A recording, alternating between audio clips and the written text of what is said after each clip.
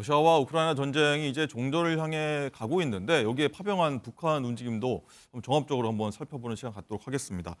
자, 교수님 일단은 오늘 뉴스 보면은 북한이 올해 1월하고 2월 사이에 최대 3천 명 병력을 일단은 러시아에 추가 파병으로 확인됐는데 벌써 또 3차 파병 얘기까지 나오거든요. 어떻게 관측하십니까? 보도에 따르면 1월, 2월 사이에 최대 3천 명. 하지만 조심스럽게 집계를 한다면 한 1,000명 정도 어, 추가 파병이 되었다. 이미 북한이 우크라이나 전장에 약 1만 1천 명을 파병한 것은 이미 보도가 확인이 네, 되었죠.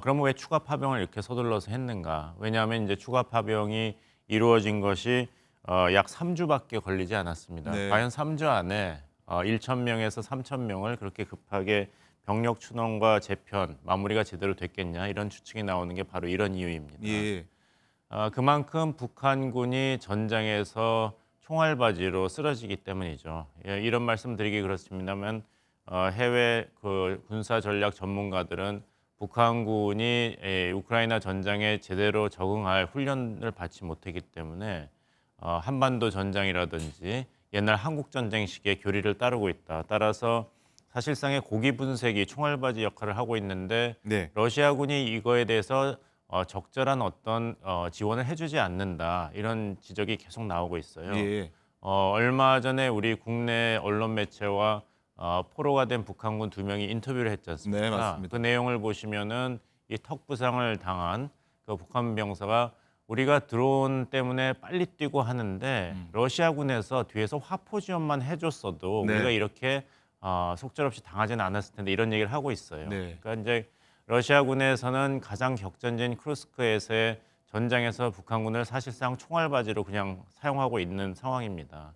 그럼 얼마나 이게 심하냐면은 약 4천 명이 이제 더 이상 전투를 수행할 수 없을 정도로 심하게 부상을 당했거나 사망을 했다고 보도가 나오거든요. 그럼 이 사상률이 약 40%인데 현대 군사 전술에서 병력의 20%에서 30%가 이렇게 사상을 당하면 사실상 전투 능력을 상실한 것으로 보입니다.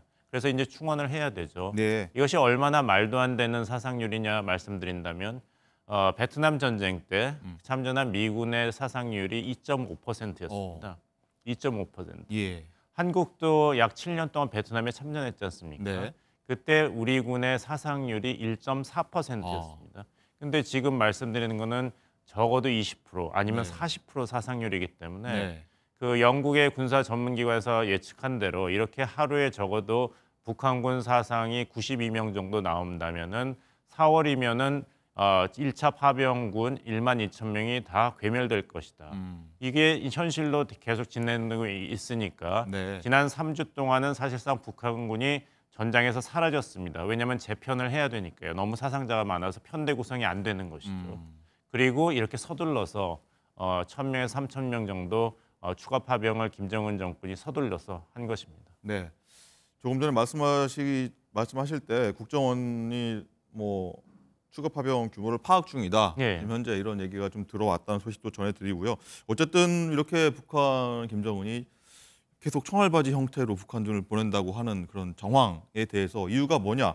보면 결국 김정은의 외화벌이 수단으로 보내는 거 아니냐? 이런 지적이 나올 수밖에 없을 것 같아요. 예, 굉장히 안타까운 소식이고 하지만 이게 정권 이익을 이제 국가 이익이라든지 주민과 병사의 기본적인 생명 보호보다 앞세우는 것은 사실인 것 같습니다. 네, 더군다나 놀라운 것은 그 북한이 대러시아 군수 자원 수출을 굉장히 적극적으로 계속 해왔지 않습니까? 네, 그러면 그 코로나 3년 동안에 그렇게 극심한 고통을 겪은 국가 경제 회복을 위해서는 굉장히 그 가뭄의 단비 같은 그런 탈출구였죠.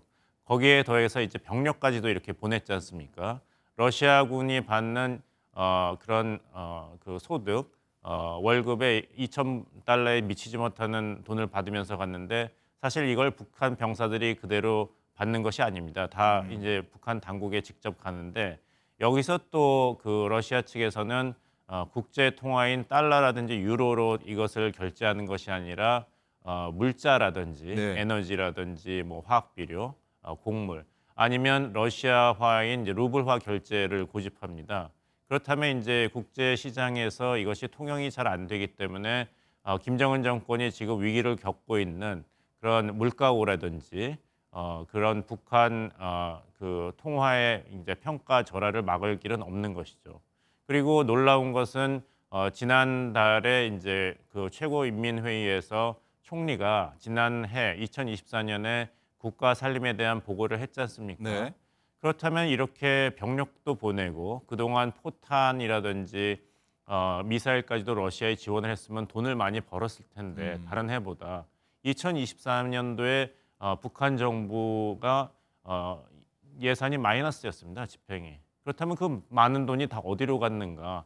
적어도 북한 경제를 구조적으로 개선한다든지 아니면 북한 주민의 그런 실생활을 개선시키는데 그 돈이 사용되지는 않은 것이죠. 네. 정권의 유지라든지 정권이 추구하는 어떤 개인적인 아니면 집단적인 그런 프로젝트에 다 사용됐다고 봐야 됩니다. 그렇군요.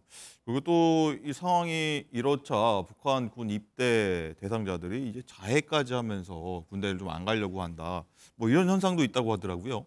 예, 그렇습니다. 하지만 거기에 대해서 또 그 북한 정권은 또 새로운 그 정책을 내세워서 왼손이라도 손가락이 그 있으면은 또 입대가 가능하다. 아. 그래서 징집의 끈을 놓치지 않고 있죠. 예. 그래서 근데 여기서 저희가 주목해야 될 것은 이 북한 주민들 사이에서 정부는 이것을 알리지 않았지만 우리의 젊은 군인들이 해외에 파병이 되었다. 그리고 총알바지로 죽어가고 있다는 소문이 퍼졌기 때문에 이렇게 네. 개인적으로 어떻게 해서라든지 징집을 안 당하려고 예. 손가락을 훼손하는 거 아니겠습니까?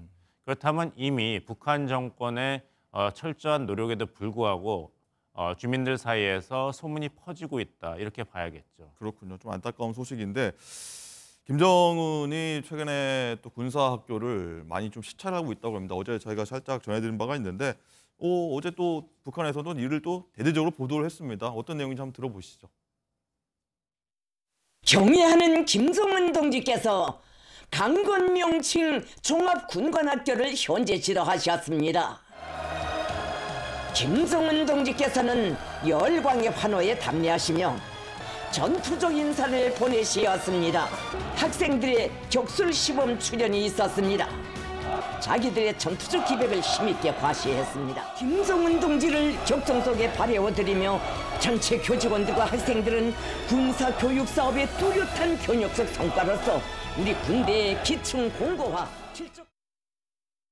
네, 영상 보셨는데 일단은 영상 보셨고 김정은의 외화 벌이 수단이 문제가 이제 러시아 파병뿐만 아니라 이 보도를 보면은 중국 원양어선에 이 북한 선원들을 보냈다라고 하는 건데 이게 보면은 현대판 거의 노예 생활하고 있다 북한 선원들이요 이런 보도도 나왔습니다. 예, 그렇습니다. 영국 시민단체 보고서에서 이제 북한 노동자들이 해외 원양 어선, 특히 중국 원양 어선에서 거의 노예처럼 땅을 한번 밟지 못하고 단속을 피해서 한 배에서 다른 배로 계속 옮겨다니면서 돈을 제대로 받지 못하면서 10년 동안 노역에 시달리고 있다는 이제 증언이 나왔습니다. 10년 동안요. 네네. 근데 이것은 유엔 안보리 결의안 2397호의 명백한 위반입니다. 당시 이제 북한이 화성 17호를 발사했을 때 유엔 안보리에서 만장일치로 2017년 12월에 지금 해외에 파견돼 있는 모든 북한 노동자들이 2019년 12월까지 본국에 네. 송환되도록 결정을 했습니다.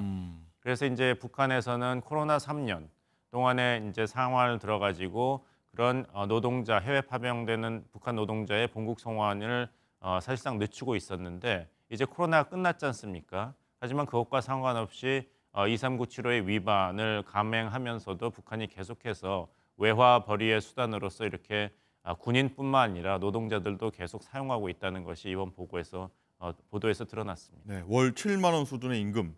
또 중국 여기에 대해서 또 합법적 협력이다 이렇게 좀 대응을 하고 있더라고요. 예, 중국 입장에서는 이 기자가 질문을 했을 때 네. 당신이 제기한 구체적인 질문에 대해서 어떤 자료가 없다. 하지만 북한과 중국 간의 이런 협력은 국제법 틀 안에서 이루어지고 있다. 이런 교과서적인 이제 답변을 했는데 중국 입장에서는 이것을 북한의 문제로 몰아가고 싶은 것이죠.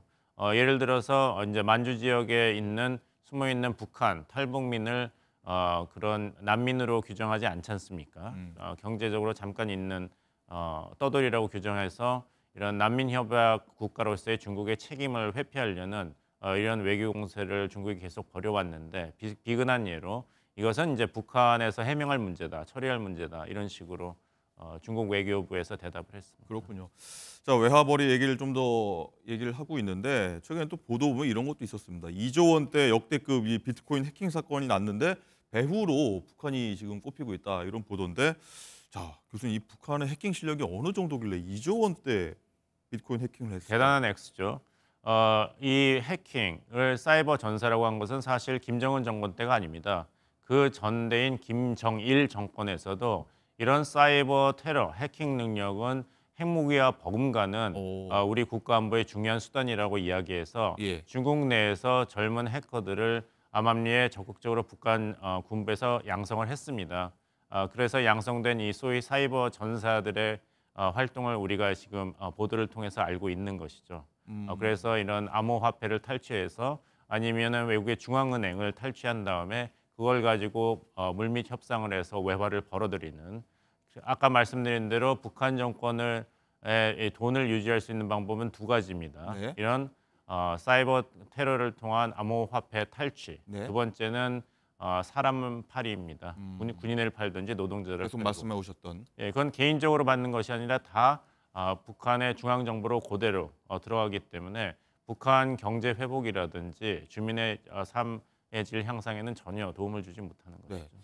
또 나아가서 얘기해 보면은 뭐 우리나라 엘리트가 뭐 의사를 된다고 하면 흔히들 북한에서는 뭐 이런 엘리트들이 해커로 키워진다. 뭐 이런 얘기도 있던데 이게 맞습니까? 좀 오래된 평가긴 하지만 미국 CIA 보고서입니다. 그래서 얼마나 이 북한의 사이버 해킹 능력이 뛰어나냐면은 세계에서 적어도 4등째다 이런 보고를 오. 미국이 평가를 낸 적이 있죠. 예. 근데 이것이 그 긴 호흡으로 본다면은 과연 북한 정권의 강점을 보여주는가? 아까 그 현지지도 정신교육도 보여줬지 않습니까? 네. 만약에 북한군에 문제가 없다면 북한 정권이 민심 요동이라든지 군 이탈을 두려워하지 않는다면 저렇게 수령 차원에서 현지에 가서 지도할 이유가 없죠. 문제가 있기 때문에 이렇게 직접 나서는 거 아니겠습니까? 예, 그렇겠군요. 그래서 하나의 예가 뭐냐면은 지난 1월 27일에 갑자기 비서구 확대 회의를 열었습니다. 네. 김정은 주재로.